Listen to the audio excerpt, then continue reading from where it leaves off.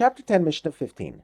The Mishnah cites one more rabbinically forbidden activity that is permitted in the temple.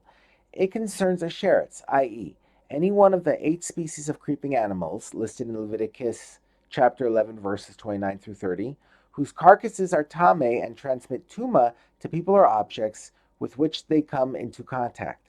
If a dead sheretz is found in the temple, it must be removed, because nothing tameh may be brought into the temple or allowed to remain there. The Mishnah discusses how a dead sheretz should be removed from the temple on Shabbos. We now turn to the words of the Mishnah. If a dead sheretz is found in the temple, a kohen may remove it with his belt on Shabbos, even though it is muksa and may not be moved in any place outside the temple, so as not to keep the tuma in the temple longer than necessary. Since it is obligatory to remove a tameh object from the temple, the sheretz must be taken out immediately.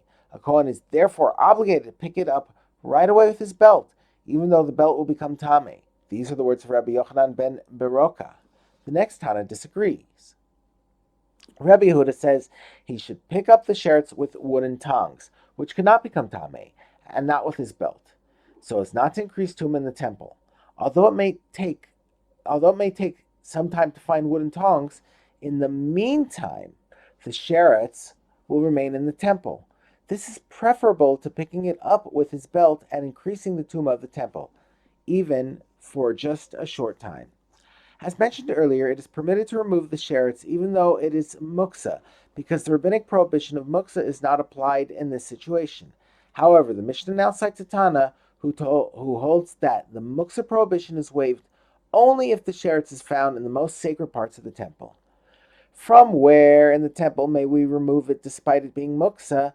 We may remove it from the sanctuary, from the antechamber, and from the section of the courtyard between the antechamber and the altar,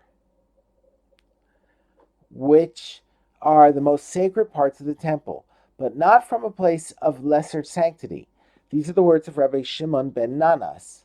However, Rabbi Akiva says we remove it from any place that a tameh person is liable to karas from entering deliberately and is obligated to bring a chatas for entering inadvertently.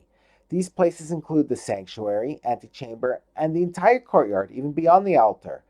Thus, if a dead sheretz is found anywhere in the courtyard on Shabbos, it must be removed, and only if it is found outside the courtyard should it be left in place until after Shabbos. The Mishnah now teaches what should be done if a dead sheretz is found on Shabbos in a place from which it may not be removed, that is, beyond the altar according to Rabbi Shimon ben Nanas, or outside the courtyard according to Rabbi Akiva. And if a sheretz is found in any other place in the temple on Shabbos, we cover it with a pot and leave it until after Shabbos. The Mishnah concludes with a statement that refers back to Mishnah 13, which taught that if a string of a musical instrument used in the temple broke on Shabbos, its ends may be tied together with a temporary knot. Rabbi Shimon disagrees, though his opinion is not mentioned here, and forbids even a temporary knot, because it might lead to the making of a permanent knot, which is biblically prohibited. Although, in that case, Rabbi Shimon took a strict position. In Mishnah chapter 4, Mishnah 11, he ruled leniently. The Tanakama of chapter 4, Mishnah 11 stated that if, when Shabbos begins, a person is just 1 amma outside the line that marks the tchum of the town, he may not walk more than 2,000 ammas from his current place. Rabbi Shimon, though, said that provided he is within 15 amos of the line, he may walk anywhere within the tchum of the town. Rabbi Shimon proceeds here to explain why he ruled strictly in one case and leniently in the other. Rabbi Shimon says, in the place where you are allowed to walk, i.e., anywhere within the tchum of the town, they are merely giving you what is yours. That is, even if a person is within 15 amos outside the boundary where when Shabbos begins, he may go anywhere within the town's tchum, because the markers of the town's tchum are usually placed 15 amos closer to the town than the true boundary. Thus, although he is 15 amos beyond the markers, he is still within the tchum. That ruling, therefore, is not some special leniency.